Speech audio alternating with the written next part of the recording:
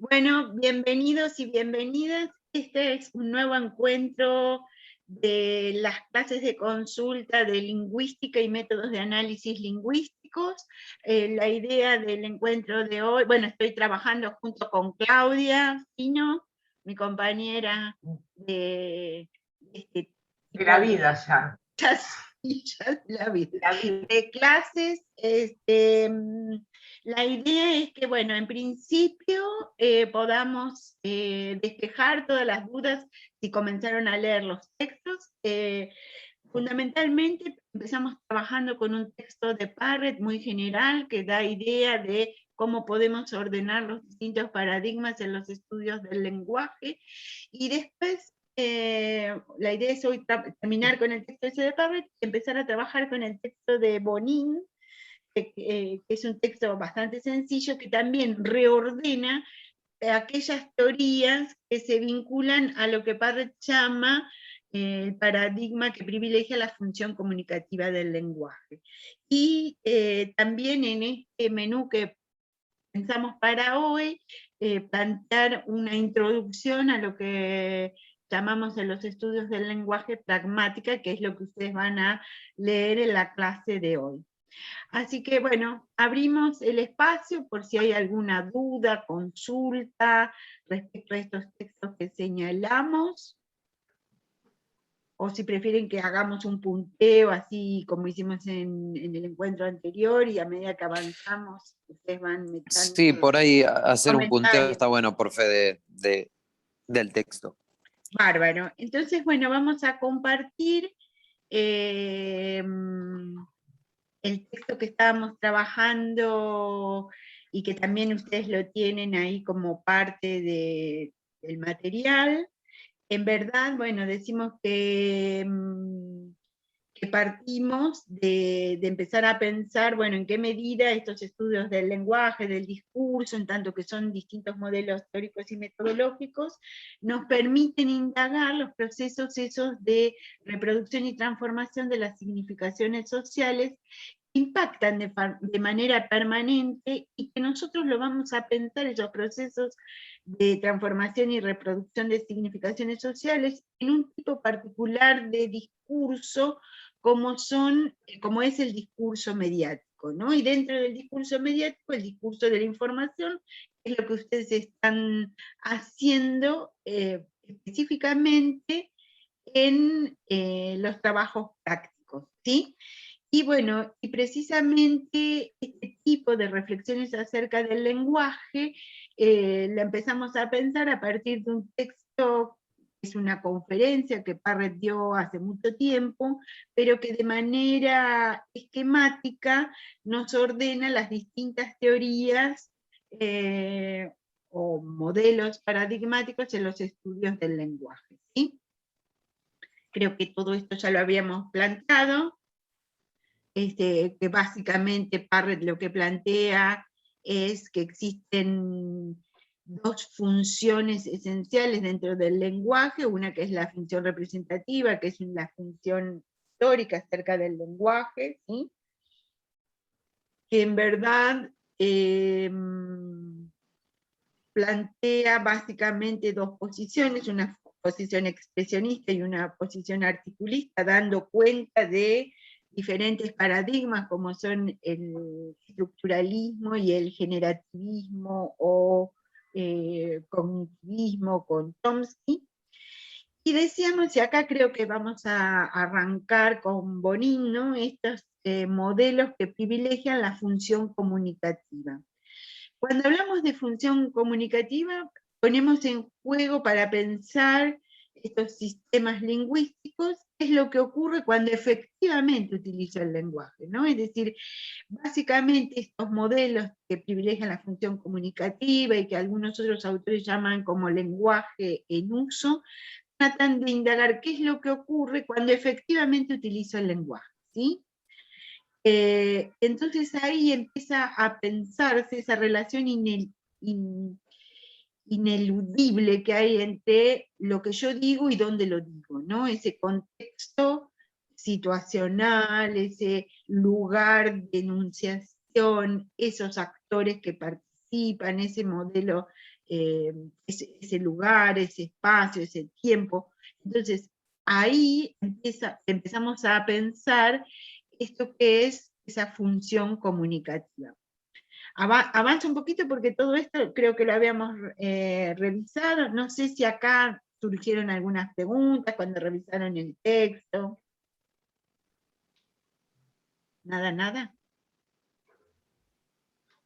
No, profe, eso básicamente era o sea, que lo que decimos no es ajeno a dónde y cuándo lo decimos, ¿no? O sea, que más allá del discurso, lo que yo voy a decir va a tener que ver con la situación en la que estoy inmerso, o sea, dónde lo Tal estoy cual, diciendo. En tal el cual. contexto. Bien, y es lo que comienza a denominarse.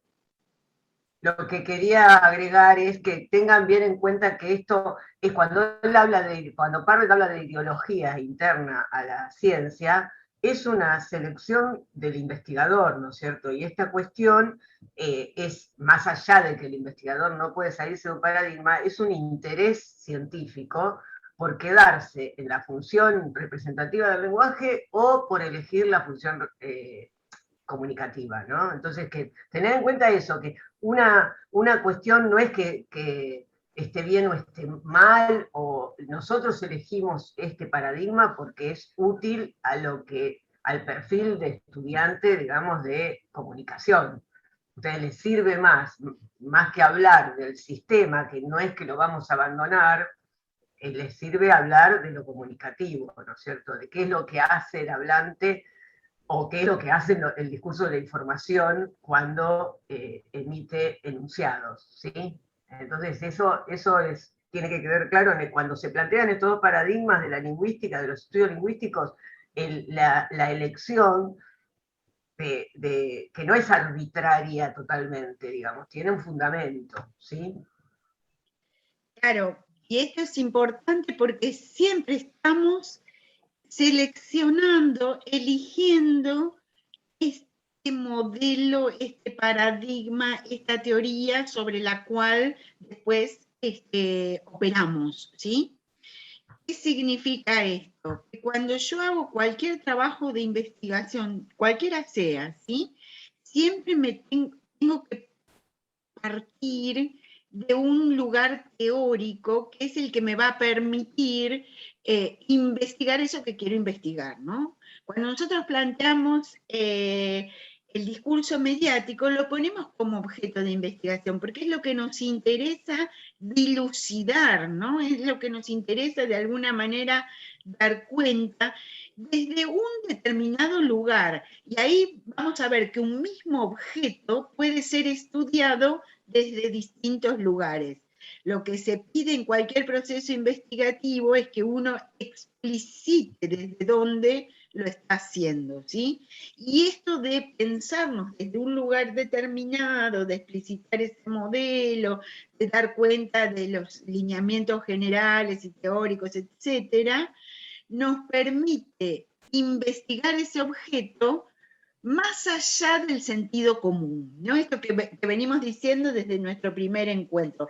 ¿Para qué nos sirve, es decir, profundizar el nivel de la teoría? Precisamente para poder desnaturalizar los objetos que nosotros estudiamos, que son objetos muy cotidianos, ¿no? La información, el discurso de la información, el discurso mediático, son objetos absolutamente cotidianos y a veces en esta tarea investigativa confundimos, ¿no? Una cosa es hablar desde un determinado sentido común, hablar, no sé, sobre un objeto determinado, y otra cosa es tratar de pensarlo desde un lugar teórico en particular, ¿sí? Por eso nos parece sustancial revisar estas teorías que, como decía Claudia, bueno, en verdad tiene que ver con el tipo de carrera que ustedes están siguiendo, con el tipo de desarrollo profesional que seguramente harán, también con una investigación que nosotros venimos haciendo desde hace mucho tiempo, ¿no? Como equipo de cátedra, en tratar de pensar esto, ¿no? ¿Por qué estudiar al lenguaje desde una visión de tipo comunicativa?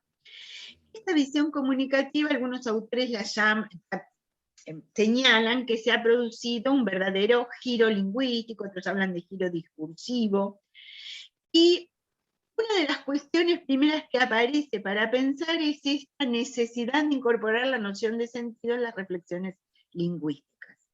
¿Y por qué esta necesidad de incorporar la noción de sentido? Porque precisamente el sentido de una expresión lingüística está vinculado necesariamente a esas condiciones de uso, ¿sí? Entonces, en líneas muy generales podemos diferenciar entre el significado de una expresión, ¿sí?, que estaría más vinculado a lo literal, a lo inmediato, a lo directo, al sentido que está vinculado siempre a las condiciones de uso de esa expresión. Empieza a diferenciar estas nociones teóricas, es decir, por eso cuando nosotros hacemos el tipo de análisis que hacemos, lo que buscamos son, o lo que buscamos o pensamos o tratamos de identificar en esas piezas que estudiamos es en qué medida esas categorías analíticas nos permiten dar cuenta de los sentidos de esas expresiones que estudiamos. ¿Sí? ¿Se entiende esto? Pregunten todo lo que se les ocurra, ¿eh? Esta idea también... Un dato. El giro lingüístico se da por los años 70, 60 y largos, a partir de un cuestionamiento de Rorty desde la filosofía de lo que era el lenguaje ideal, ¿no? Romper con eso, esto que venía diciendo Alejandra, ¿no? Romper con ese lenguaje idealizado para empezar a ver la noción de sentido en las reflexiones lingüísticas, digamos. Por eso se habla de como un momento preciso dentro de los estudios que tienen que ver con el lenguaje, que se da. Fíjense que el momento histórico no es fortuito, ¿no? Que sean los 70, hay una revolución, digamos, no está aislado de todo lo que está pasando en el mundo, no vamos a detenernos en eso. Nunca los movimientos, digamos, ni los cambios de paradigma, los cambios de enfoque se dan porque sí.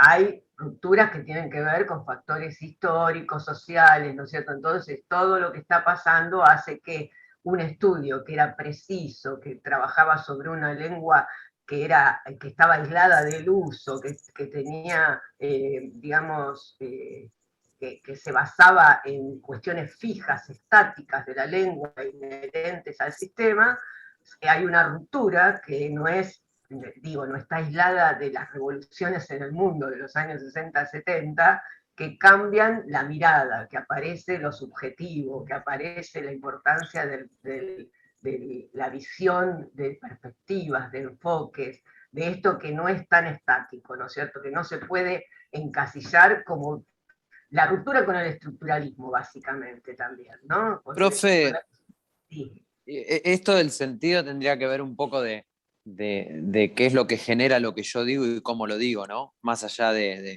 o sea, empezar a ver cómo se crea un sentido a partir del discurso, de lo que yo digo. Sí, generalmente desde los estudios lingüísticos se hace la diferencia entre, para que te armes más o menos, no es exactamente como lo toma la lingüística, pero es casi, es Sí, la diferencia entre significado y sentido, ¿no? Bien. La ironía es un ejemplo, ¿no? Cómo vos sacás el significado de las palabras, pero no entendés el sentido, si no sabés quién lo dice, a quién se lo dice y dónde. Exacto. Y por qué es irónico. No entendés la ironía, podés perderte de ese sentido si no sabés quién. ¿Se entiende? Exacto. Sí, clarísimo. Gracias. Bien.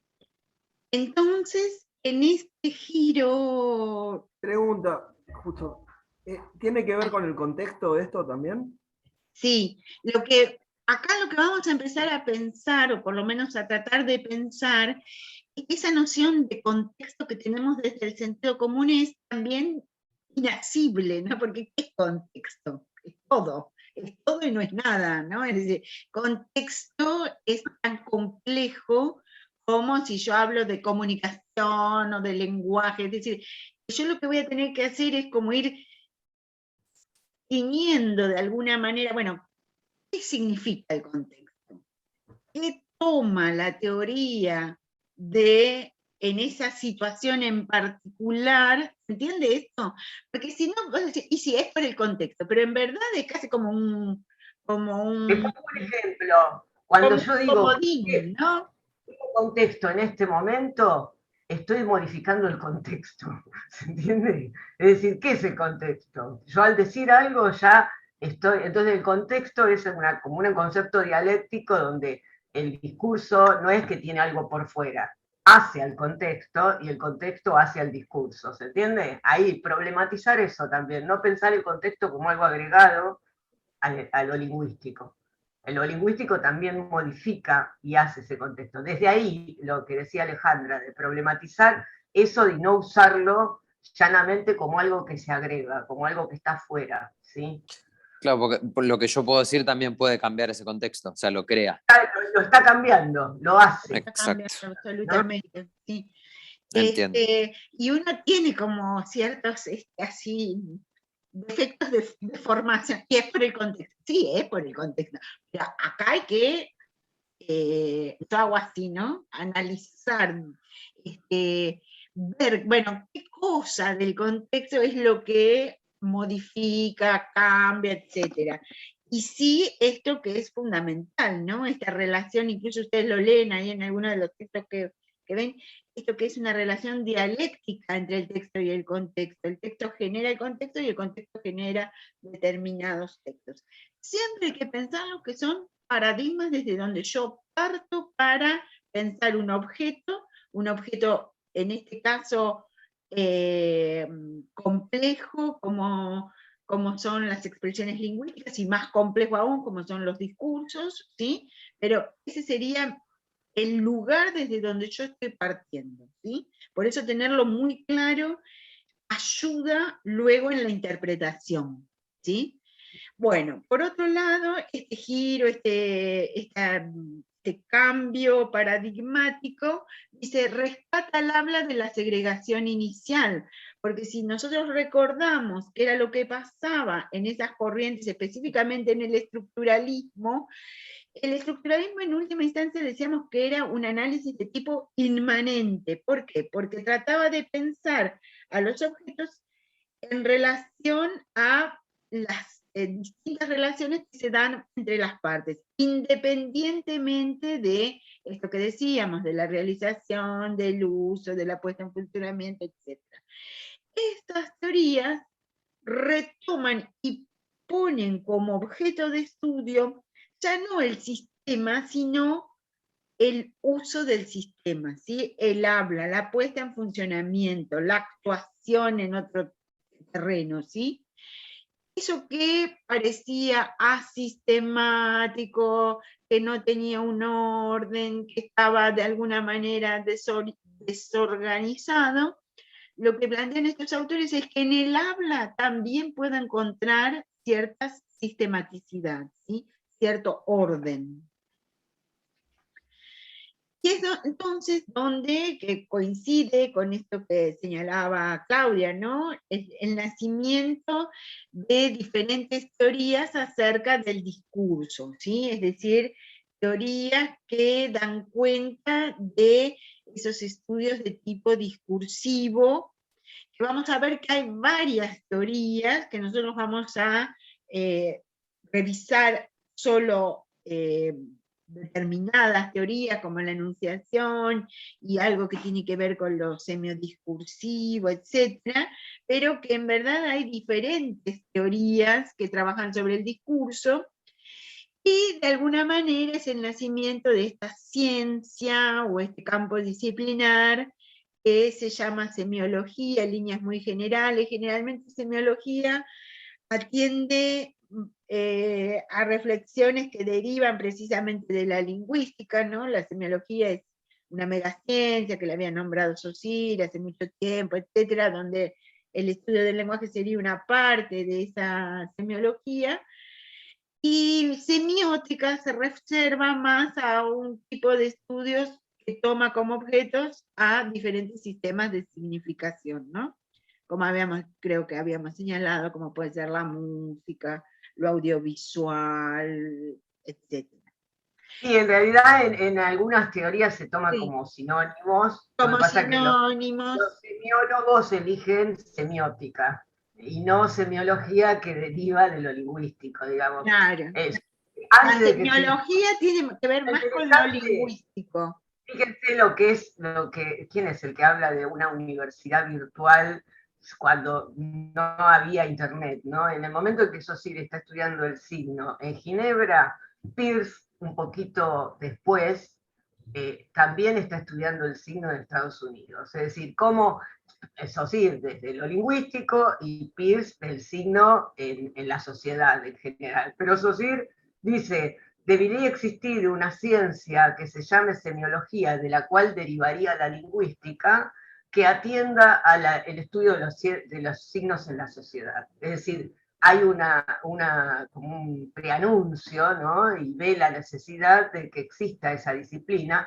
y después, poquitos años después, ahí creo que uno en 1907 y el otro en 1914, 16, por ahí, habla del signo, que Peirce, del signo en la sociedad, ¿no es cierto? Desde otro lugar, no atiende a lo lingüístico en particular, ¿no? Entonces, hay como una necesidad, esto decía yo de la universidad virtual, porque Winkley creo que es el que habla de la universidad virtual, porque se genera y tiene que ver con la aparición de la idea de sistema también.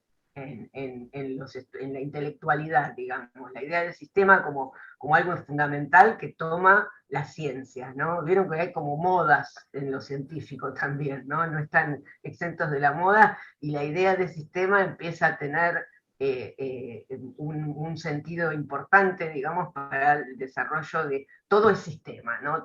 ¿Por qué? Porque sirve la idea del sistema, porque se dan cuenta que esto que dice eso sirve, el signo no vale sino dentro del sistema, como un elemento no tiene identidad aislada, sino que forma parte de algo en lo cual funciona, pero si lo sacamos y lo ponemos en otro lado, no funciona de la misma manera, ¿no? Entonces esta idea le sirve a todas las disciplinas en ese momento, ¿no es cierto? Y ha desarrollado estas teorías.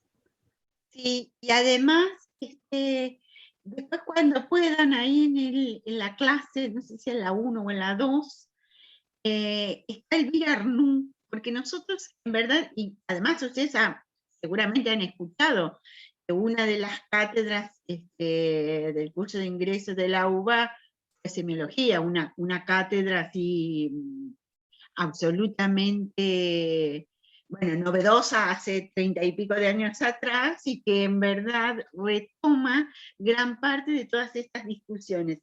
Es interesante ver esto que plantea Arnoux ahí en una entrevista que le hacen, porque es como que va dando cuenta de la génesis de las teorías que en verdad trabajamos en estos lugares, ¿no? Y cómo nosotros necesitamos como algo doble, ¿no? Por un lado, conocer todas esas teorías para después poder de alguna manera también generar nuestras propias teorías desde estos lugares.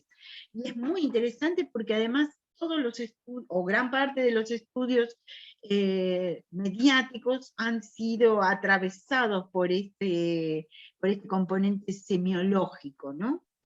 Bien, entonces, uno de los autores, a ver si es esta. Y Bien, acá Bonín, digamos, cómo hay cuestiones importantes para que aparezca el análisis del discurso, ¿no? Desde distintas perspectivas. Uno es fundamental, que ya lo veíamos cuando vimos lo que plantea Parre, es el paso de la función representativa a la función comunicativa. Abandonar la oración como unidad de análisis. Acuérdense que esto que decía Alejandra hoy del estructuralismo como algo inmanente, yo no pueden salir de la frase, porque salir de la frase implica ir al discurso, que uno de los estructuralistas, como Benveniste, lo va a hacer. Es decir, cuando el límite del estudio del sistema que hace la función representativa como paradigma es la oración. La oración es la unidad, digamos, de análisis. Si salgo de ahí, ya paso al discurso, ¿no? En la oración la puedo segmentar, puedo hablar de cómo se relacionan los elementos y todo, pero no tiene no tiene un sujeto que la enuncie, no tiene un receptor que la escuche, no es contestataria, es una construcción teórica, y eso es lo que estudia los que estudian los enfoques de esa función representativa. Entonces, algo clave va a ser el abandono comunidad de análisis. Ya pasamos de la oración al discurso, y lo hacen los mismos estructuralistas. Benveniste, siguiendo cuestiones y argumentos de Saussure, va a decir, la lengua se convierte en discurso cuando el sujeto dice yo, ¿no? Y se apropia e instala a otro. Listo. A partir de ahí, digamos, hay un análisis que no puedo detenerme en la oración, ¿no? Y cuando hablamos de discurso, tampoco la oración es un valor por sí mismo, no me dice nada en cuanto a la estructura, ¿no? En cuanto a la estructura discursiva, digo, ya tengo que pensar en otra cosa. Se va a hablar de enunciados, pero eso lo vamos a ver más adelante. Después la idea del sujeto, esto que decíamos, ya la valoración, no hay el discurso como algo objetivo, se va a poner en duda, ¿no? Hay un sujeto, piensen ustedes también el valor del psicoanálisis, el valor de todos los relatos del yo, ¿no es cierto? La aparición de esa, la valoración de la subjetividad. Entonces también esto es un elemento importante, histórico, digamos, porque no sucede digamos, espontáneamente, también tiene que ver, recuerden siempre que todo esto, digamos, es contextual, hablando del contexto, ¿no? Que no sucede aislado, no se da solamente en el estudio lingüístico, sino que pasan cosas, entonces todo eso revoluciona el pensamiento desde estos lugares, de los intelectuales, de las disciplinas, ¿no es cierto?, de los cuestionamientos que se hacen internos dentro de cada disciplina. Y después, esa preocupación, que es más de lo mismo, por el uso en la comunicación, ¿no? Aparece la cuestión de la manipulación, ¿no es cierto?, la publicidad, estudios de la publicidad, estudios de todo lo que tiene que ver con la dirección de las masas, ¿no es cierto?, cómo se puede generar a partir del discurso la persuasión, la argumentación, que ya se sabían, ¿no es cierto?, pero acá lo que se hace es poner en foco. Sí, ¿no? Buenísimo. A ver. Y después lo que toma Bonin también es cómo hay acontecimientos desde la filosofía, fíjense, que es lo que sigue en nuestros estudios para la próxima. Ustedes para la próxima vamos a tratar el tema de la pragmática, ¿no? Que hay una preocupación desde el campo filosófico, esto que hablábamos hoy cuando hablamos del giro lingüístico, de romper con el lenguaje ideal, viene de Wittgenstein. ¿Se acuerdan que Parret lo menciona a Wittgenstein como clave en esos estudios de la función comunicativa? Porque Wittgenstein ve la lengua como una forma viva, ¿no? Una forma de vida que se modifica constantemente, ¿no es cierto?, que incluye cosas nuevas, y eso hace a la transformación, y en la cual el lenguaje que estudiaba la filosofía, que era el lenguaje que se podía verificar, el lenguaje que se evaluaba en términos de verdad o falsedad, que era el que servía a la ciencia, ya para Wittgenstein no es lo más interesante, sino lo que él llama el lenguaje ordinario. Eso da lugar para estudio pragmático, es decir, cuando el uso de la lengua es lo que posibilita acciones, es decir es hacer, ¿no? Y cómo solamente en el decir hay algunas realizaciones que no se pueden dar de otra manera. Entonces surge la teoría de los actos de habla, nosotros vamos a ver autores como Austin, Searle un poco más rápidamente, ¿no es cierto?, y Grice, y que no los pone Bonin, pero les anticipo, Grice y Speveri Wilson, que son los autores que están mencionados en el texto que ustedes tienen en general sobre los estudios pragmáticos, que es el de Pérez Cordón. Vamos a ver que hay unas teorías que van a ser focalizadas más que otras, ¿sí? A ver, avanzar en el... Bien, no, ahí solo, que después lo vamos a retomar, porque es importante todo este componente filosófico en los estudios del lenguaje, porque precisamente nos da el lugar desde donde pensar el lenguaje, ¿no? Es decir, tradicionalmente el hombre habla, se habla una lengua particular, etcétera, que eso tiene que ver más con una postura de tipo representacional, que era esa tradicional, ¿no? Esa veritativa, como decía recién Claudia, ¿no? de verdad o falsedad. Este autor, que es un filósofo, de alguna manera genera una gran ruptura, y una ruptura que es una ruptura de tipo epistemológica. Por eso es importante tenerla en cuenta, ¿no? Y salir de esa descripción de que el lenguaje, que yo hablo, que describe una realidad que existe, por afuera, ¿no? Es decir, que existe un mundo y yo lo describo con el lenguaje, para empezar a pensar que el lenguaje nos habla. Es decir, es al revés el asunto. Y eso es un verdadero cambio epistemológico, ¿sí? Que también está bueno esto de pensarlo, que se da en lingüística, pero que se da simultáneamente en otros campos disciplinares, ¿no? El otro día escuchaba a un psicoanalista que decía, bueno, Lacan tiene mucho de Wittgenstein, aunque no lo citó. Al principio pensábamos que era al revés, pero en verdad se olvidó de citarlo. Suele pasar en las mejores familias esas cosas, porque precisamente son lógicas totalmente distintas a la lógica esa de la verdad o falsedad. Imagínense en el psicoanálisis, ¿no? Es decir, cómo esto impregna y rebota, ¿no? Por eso es muy importante cuando yo realizo cualquier tipo de análisis, saber de dónde parto, ¿sí? Porque si no, lo que puede ocurrir es que genero análisis no del todo claros, no del todo explícitos, no dando cuenta de estos lugares desde donde se puede partir para pensar un objeto, insisto en esto, ¿no? Y insistimos mucho en esto. Nosotros trabajamos con discursos, ¿sí? Y esos discursos son objetos que son estudiados, ¿sí? Por eso es tan importante. Además trabajamos desde lo que se llama técnicamente una lingüística de corpus, ¿sí? Nuestros objetos son absolutamente materiales, aunque no parezca. Son cosas efectivamente ditas, ¿sí? Por eso tienen tanta complejidad, a diferencia de otros lugares desde donde partir para estudiar el lenguaje. Bueno, dimensión accional del uso del lenguaje, esto que veníamos diciendo, decir es hacer, ¿sí? Después,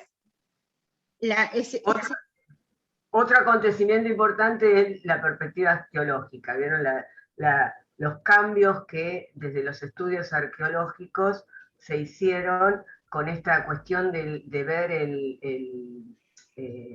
cuáles son los términos? A ver, avanzó un poquito, los términos de Foucault que retoma las formaciones discursivas, no me salía, ¿no? Que habla de formación discursiva, de práctica discursiva, de esto de cómo hay sistemas, ¿no es cierto? Y en esos sistemas la importancia digamos, del poder. Acá también aparecen estos términos de cómo a través del discurso, ¿no es cierto?, hay sistemas de exclusión, sistemas que implican quién puede hablar, a quién puede hablar, en qué momento se puede hablar, ¿no? Que son prácticas discursivas que están ligadas en estos estudios, por lo menos de los Foucaultianos, desde un lugar de poder, ¿no? Después vieron que Foucault tiene un texto que se llama Vigilar y Castigar, ¿no es cierto? Toda esta idea del panóptico, del sujeto que vigila, bueno, de todos estos conceptos tienen que ver del estudio de cómo el discurso, digamos, es una cuestión que está ligado a la manipulación, al poder, al manejar, al argumentar, al persuadir, ¿no? Desde la perspectiva arqueológica. Y por último, lo que toma es lo proveniente de Bakhtin. Bakhtin en los años 30, y tiene muchos estudios anteriores, 1930 más o menos, digamos, pero antes también, hablaba de que todo signo es ideológico, y el signo lingüístico también, que no hay lenguaje neutro, y que cada vez que se habla a alguien, digamos que los enunciados siempre tienen, a diferencia de la oración, Bakhtin va a ser uno de los primeros que haga esta distinción entre oración y enunciado. Una cosa es la oración, que responde al sistema, donde es una construcción teórica sin sujeto, sin receptor, sin momento histórico, que yo la analizo de manera, desde lo inmanente, digamos, de cómo se relacionan los elementos entre sí, hay sujeto, hay predicado, hay significado de las palabras, hay modificadores, etc. Y otra cosa es el enunciado, donde eso que analizo en la oración no me alcanza. No es que no sirva, no me alcanza, porque tengo que ver quién lo dice, a quién se lo dice, en qué momento histórico, ¿no es cierto?, en qué situación, en qué lugar, etcétera, etcétera. Y en esos enunciados siempre hay contestación, no salen de la nada, es decir, detrás de los discursos, ¿qué hay? Discursos, ¿no? Es decir, siempre detrás de un discurso hay otro discurso, que tiene una relación, por eso lo dialógico, esta idea de que nunca hablamos, nunca van a decir nada original, ni no un subsole, decían los romanos, ¿no? Nada nuevo bajo el sol. Todo lo que dijimos ya se dijo antes, y lo que yo digo va a tener influencia en lo que viene después. Algo como una cuestión de que los enunciados están encadenados, y en esa cadena hay conjuntos estables que forman lo que llama Bakhtin género. Un género discursivo que es un conjunto más o menos estable de enunciados con determinadas características. Ya no vamos a detener más, pero esta idea de género es importante, porque cada vez que aparece un discurso, tiene un género detrás. El saludo, para ver algo simple, que es uno de los géneros primarios que toma Bakhtin. Yo reconozco un saludo, pero un saludo puede ser, ¿qué onda? ¿Qué tal? ¿Todo bien? ¿No? Y hola, buenos días. De distintas maneras, ¿no? Muchas maneras que no son encasillables, ya no, porque además se va innovando, la juventud tiene maneras de saludarse raras, por ejemplo, para mí, ¿no? Siempre cuento que un día que llegaban chicos y chicas, me cansé de escuchar todo bien, todo bien, todo bien, como el saludo, nadie no estaban preguntando nada, ¿no? Pero es una forma de saludar. Entonces, reconozco, porque es algo que está generado en un momento dado como enunciados que responden a este género, el género discursivo del saludo. Y así no nos damos cuenta de la cantidad de géneros que reconocemos. Yo reconozco un cartel si es publicidad, si es un discurso político, si es desde dónde. Y no son cosas que que nos detengamos a leer mucho.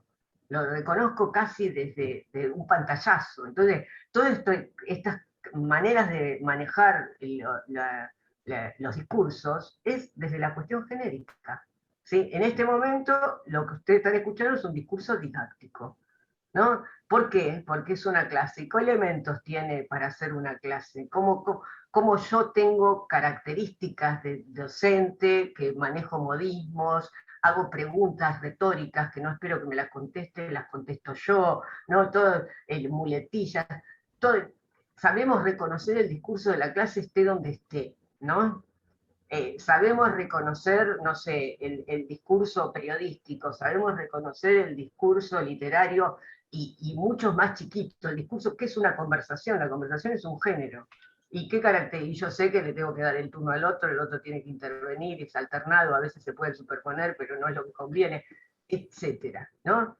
Muchos géneros. Eso es importante porque Bakhtin, a partir de la noción de enunciado, de la diferencia con la de oración, genera esta teoría de los géneros discursivos, donde aparece el principio dialógico. El principio dialógico es esa cuestión de la heteroglosia, la cuestión que tiene que ver con lo que implica relaciones, ¿no? Lo que nada es neutro, nada está aislado y tiene que ver con otros discursos. El encadenamiento que se da entre los enunciados, ¿sí? Bien, ahí, bueno, varias cosas. Primero, hay un aporte de Martín que nos pregunta, ¿el dadismo es también dadaísmo será? ¿Es también parte de esta cadena? ¿Termina siendo un género más o rompe con los discursos anteriores? ¿Qué es el dadismo? Disculpe mi ignorancia. Para mí es dadaísmo, no sé, El Martín. dadaísmo es un movimiento pictórico Yo pensé por ahí, pero no sé si está Martín acá, lo quiere aclarar un poquito más. Martín, bueno, no lo ubico. Y dadaísmo, perdón. Pero el Hay dadaísmo, poesía. a ver, Dadaísmo. el dadaísmo es un movimiento vanguardista, listo, de principios del siglo XX, de la mano de Breton, no, Breton era surrealista, de la mano de Duchamp y de otros, No tengo ahora cámara, dice, pero va escribiendo por el chat. Sí, dadaísmo, perdón. Hay poesía también. No tengo cámara ni micrófono, perdón, por eso lo escribe en el chat. Pero en realidad no lo podés leer desde ahí porque es un movimiento plástico, digamos, de las vanguardias del principio del siglo XX, digamos, las vanguardias no salen de la nada, salen entre guerras, tienen toda una discusión desde la postura con la academia, con lo racional, aparece lo irracional, lo inconsciente, lo mecánico, el azar como posibilidad de creación y demás, pero está dentro, digamos, de los movimientos artísticos. No sé por qué lo relacionaste, digamos, más allá de lo dialógico. En todo caso, las vanguardias y el discurso de las vanguardias dialogan con los discursos históricos, los discursos de la academia. Ahí va, a mí me parece que es por ahí. Sí. Ese es el diálogo que aparece. Sí, y además me parece interesante, bueno, este autor Bakhtin es sumamente interesante porque como ven está todas las semillas de lo que después nosotros vamos a desarrollar como teoría de la enunciación y estas relaciones complejas entre el signo y lo que lo rodea, ¿no? Y es importante también que como era ruso, no entró en mis estudios de la universidad. No, y en los míos tampoco. Yo lo conocí en los 90, los 80, en realidad. Claro, y además los tradujeron recién en los 70, es decir, como en verdad fueron textos absolutamente censurados, pero ahí, en esos rusos, está como la semilla de todo lo que después nosotros vemos, específicamente en lo discursivo, ¿sí? Porque además parte de una hipótesis acerca del lenguaje, el lenguaje es social, es una interacción generalizada, esto que estamos diciendo, ¿no? Es decir, que yo todo lo que digo prefigura un discurso anterior, y a su vez todo lo que digo lo digo dentro de estos determinadas prácticas sociales que generan formas discursivas. Después lo vamos a profundizar cuando veamos la noción de género, pero es sumamente interesante esta idea, ¿no? Y bueno, son los antecedentes que, por eso dice Bonin, confluyen desde el análisis, en la constitución del análisis del discurso, desde el campo de la filosofía.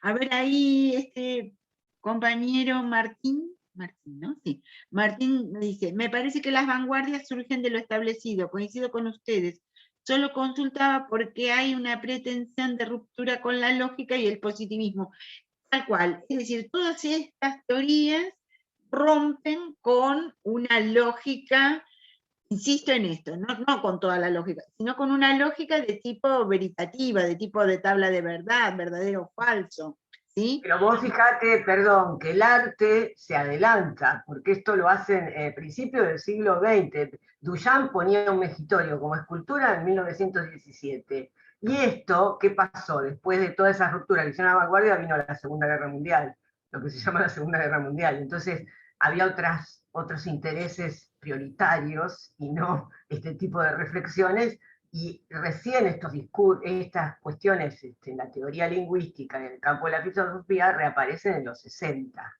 Es decir, tiene que pasar todo esto que desde la Segunda Guerra Mundial se congeló, digamos, en esa revolución que hicieron las vanguardias del arte, que podía llegar a discurrir desde la teoría filosófica o de otras disciplinas, se interrumpió en esa Segunda Guerra Mundial, y reaparece en los 60 con un contexto también de revoluciones en el mundo, ¿no?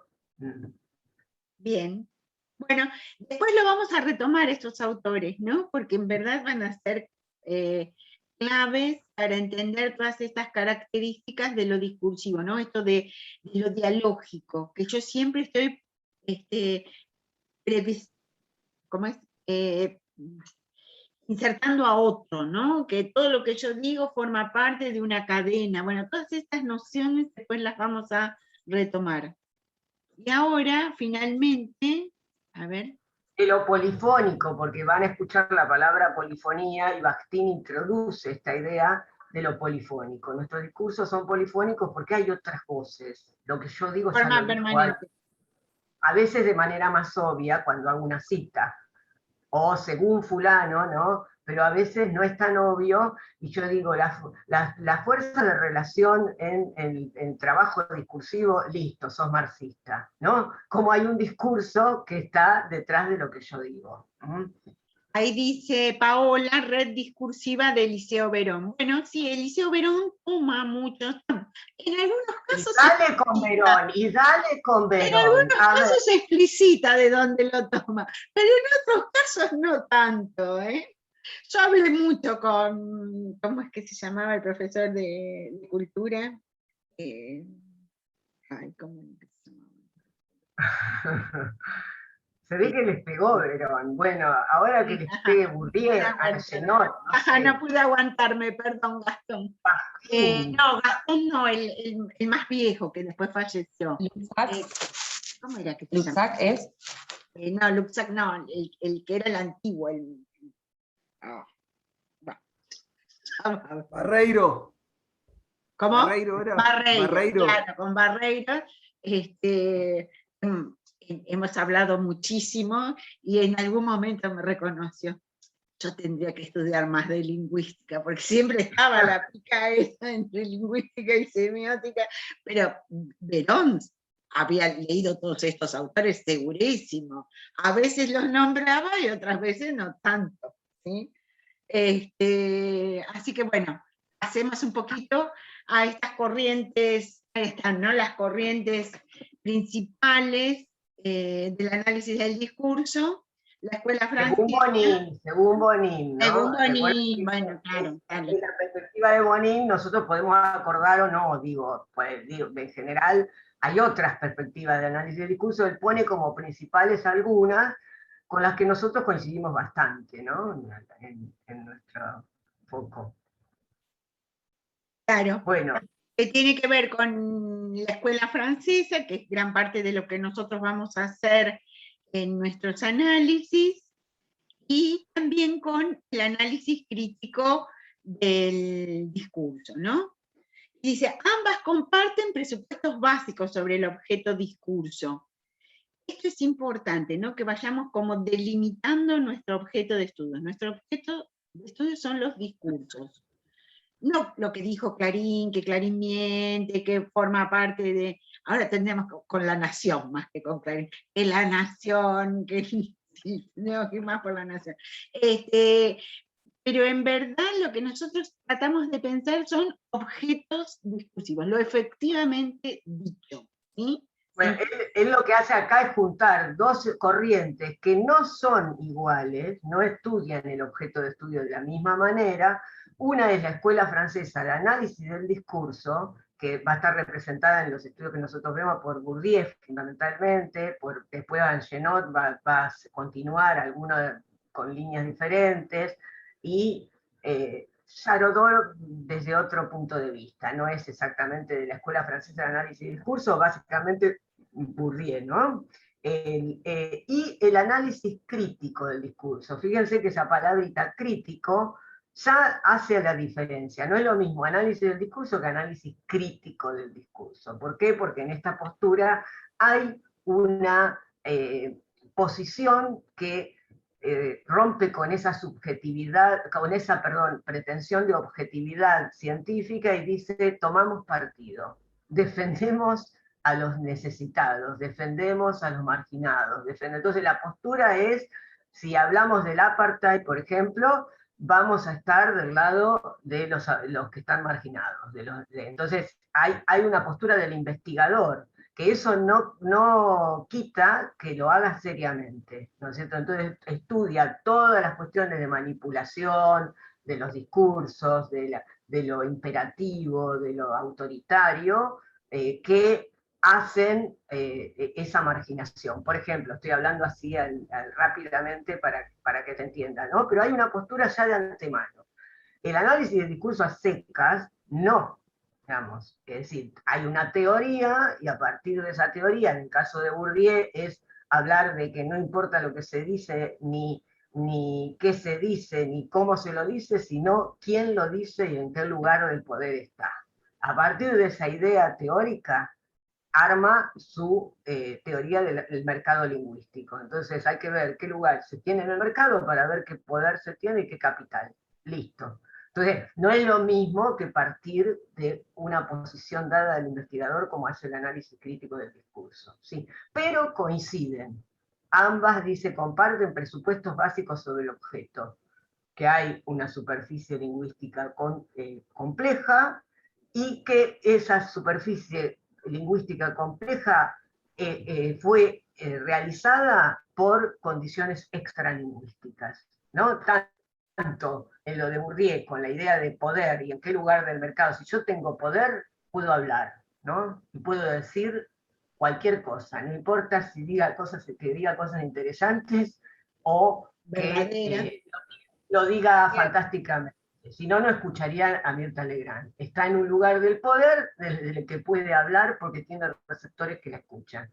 ¿Por qué? No lo vamos a discutir ahora. Digamos, es muy complejo, pero que el que tiene ese capital lingüístico no es que diga cosas interesantes, lo diga mejor, sea importante, sino que ya en un lugar del mercado en el que le han puesto leyes de formación de precio, todo desde un mecanismo marxista y con las operaciones del mercado económico, está en ese lugar, ¿sí?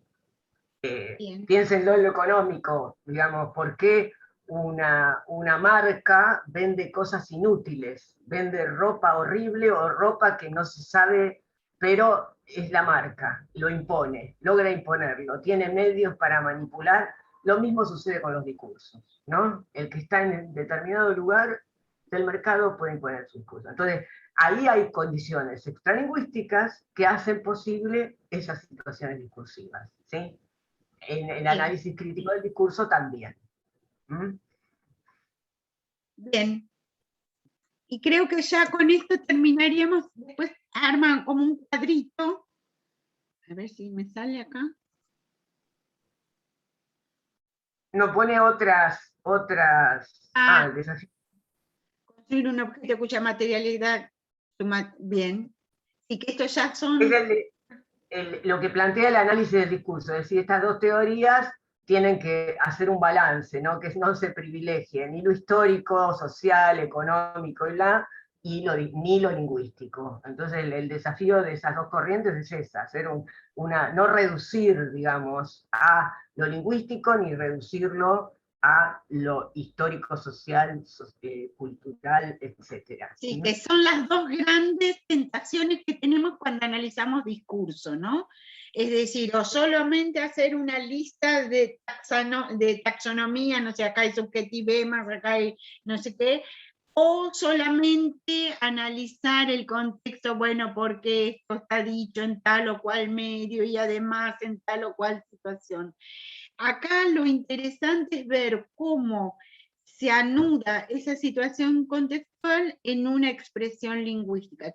¿Cuáles elementos de los dos espacios aparecen ahí, ¿no? Y también esto, definir una metodología que no privilegie un aspecto sobre otro, sino que específicamente pueda dar cuenta de esta unión, ¿no? Entre lo que digo y el momento en que lo digo.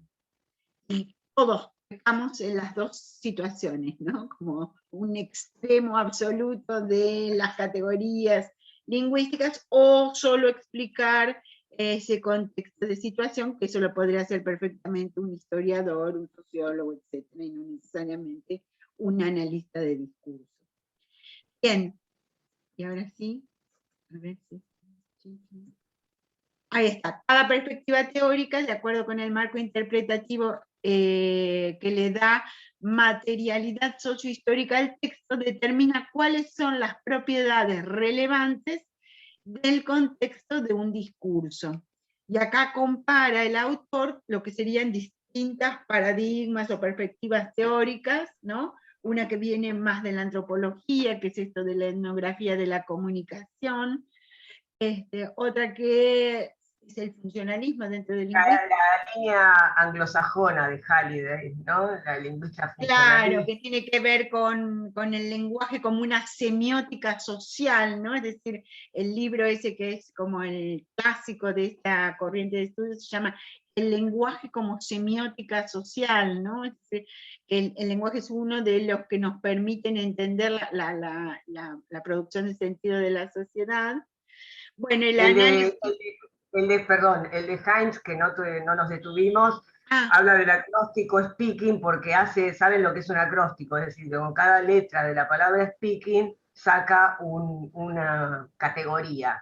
Y en realidad Heinz estudia la competencia comunicativa, qué es lo que implica una situación comunicativa, dominar la lengua. Dominar la lengua no es conocer la lengua, sino dominar, y ahí pone toda una serie de el género, la finalidad, la cuestión de los receptores o de los integrantes, las claves que se manejan en el discurso. Entonces, toda una serie con la palabra speaking estudia el evento comunicativo, es decir, todo lo que hay que saber para dominar la lengua. Dominar la lengua implica tener estos conocimientos, ¿sí? Y se queda con eso, la propuesta de la etnografía de la comunicación. Claro, que en verdad sería una propuesta desde la antropología, ¿no? De estudiar esto de la conversación y cómo ahí aparece... Etnografía del habla, así se llama, sí. ¿Cómo?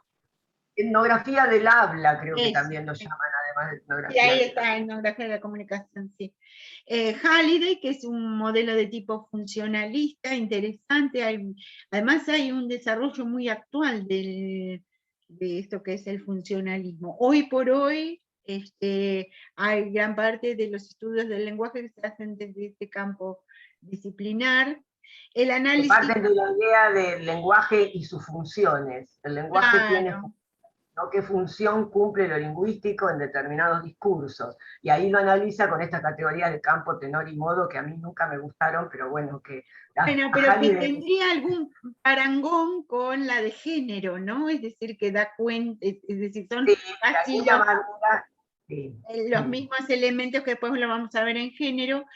Y después, análisis crítico del discurso, que es esto que decía Claudia hace un ratito, ¿no? De cómo se le presta atención a las minorías y cómo sería una lingüística militante, ¿no? Podríamos, o algo así, ¿no? Y la escuela francesa, que es donde nosotros nos vamos a detener específicamente en nuestros análisis, que tiene que ver con estudiar ese dispositivo de enunciación, ¿no? ¿Cuál es esa relación que existe entre lo que yo digo y esas formas de utilización? Bien, esta es pregunta de examen, porque nosotros preguntamos, por ejemplo, dentro del modelo de comunicacional, ¿cuáles son las corrientes? A veces la pegan y otras veces no tanto. Pero es muy fea esa pregunta que dijiste, pero bueno. ¿Cómo? Es feo que te pregunten eso. Pero es pregunta de examen, la hemos hecho, Fino, algunas veces. Bien, así que si les parece, voy a dejar de compartir acá pantalla. Este sería como un primer pantallazo de estos textos que sometemos a nuestra lectura, ¿no? Nunca tan bien dicha la palabra pantallazo, porque estamos con la pantalla. Hiciste un pantallazo. ¿Vos viste? No te habías dado cuenta. Pero analizo el discurso, por eso. Nada, dudas, preguntas, comentarios. Ahí Pablo decía la subjetividad. Sí, seguramente cuando revisemos enunciación, una de las cuestiones que vamos a revisar tiene que ver con eso, ¿no?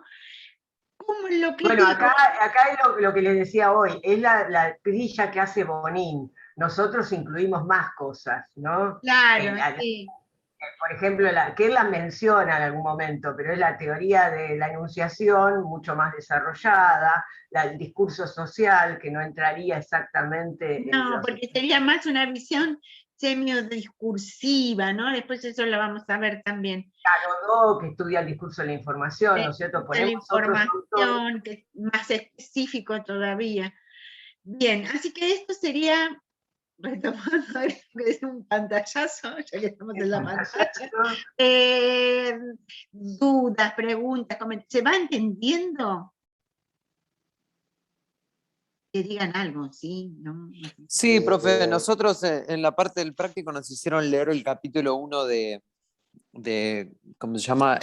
Aproximaciones a los estudios del discurso, que creo que es el apunte de cátedra, el capítulo 1, que es perspectivas teóricas y analíticas, y está bueno porque da un pantallazo de todo eso que estuvieron hablando de enunciado, enunciación, que a veces parece todo igual, pero cuando uno lo lee así más profundo se da cuenta que todo tiene que ver con todo, pero tiene sus particularidades. Así que estuvo bueno, pues lo leí justo hoy antes de esta clase. Buenísimo, así que... Claro, sí, y me refrescó bastante todo porque, nada, a veces se confunde. La verdad que uno por ahí tiene, como decía usted, una noción de contexto, de discurso, de cosas del sentido común que cuando empieza a leer un poco se da cuenta que va un poco más allá. Así que, nada, me vino joya porque la leí para el práctico que tengo ahora a la 1 y me metí al teórico y justo hablamos un poco de todo, así que está bueno para ordenar la cabeza porque si no es un lío.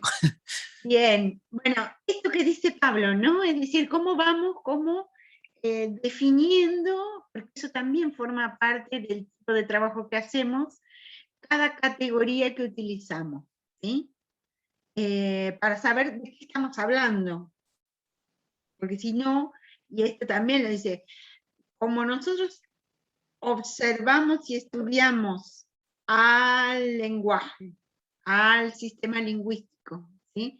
Es algo que nos acompaña en forma permanente. Muchas veces es difícil establecer distancia analítica, ¿sí? Y yo hago este gesto porque es lo que tenemos que hacer en cierto punto para poder estudiar algo que nos atraviesa tanto como es el lenguaje verbal, ¿no? Todo el día estamos hablando, es decir, difícilmente nos pongamos, por suerte, a pensar estas cosas en el cotidiano, ¿no? Es decir, uno habla, utiliza la lengua, etcétera, pero acá lo que tratamos de hacer es precisamente tratar de repensar eso que parece natural y que cada vez estamos más convencidos que tienen en cuenta todo esto que veníamos diciendo, ¿no? Que señalaba Claudia, del poder, de quién puede hablar, de qué manera se pueden decir, etc. Bien. Sí. Bien, la próxima empezamos ya con una de las teorías, que es la teoría pragmática. La teoría pragmática, y vamos a ver que nuestro próximo encuentro, hoy es jueves 9, nuestro próximo encuentro es martes 14, 15, 30 horas, ¿sí? De la misma manera, aquellos compañeros y compañeras y compañeros que pueden estar online, fantástico, porque facilita mucho el intercambio, y si no pueden por distintas razones, nosotros siempre grabamos el encuentro, ¿sí? Esa es la dinámica que utilizamos para nuestras clases. Profe, el próximo sería la clase, o sea, el material es el de la clase 3. El de la clase 3, que es el que ahora en un ratito ya subo. O sea, visibilizamos. Bien, Ya lo tenemos perfecto. subido, pero... Ya se visibilizó, me parece. ¿Eh? Bien, bárbaro. Me parece que sí. Estaba oculto, Ah. estaba oculto. Bien. Bueno, ahora Autor. revisamos porque hoy a la mañana no estaba funcionando bien la plataforma. Que tiene que ver con pragmática, ¿sí?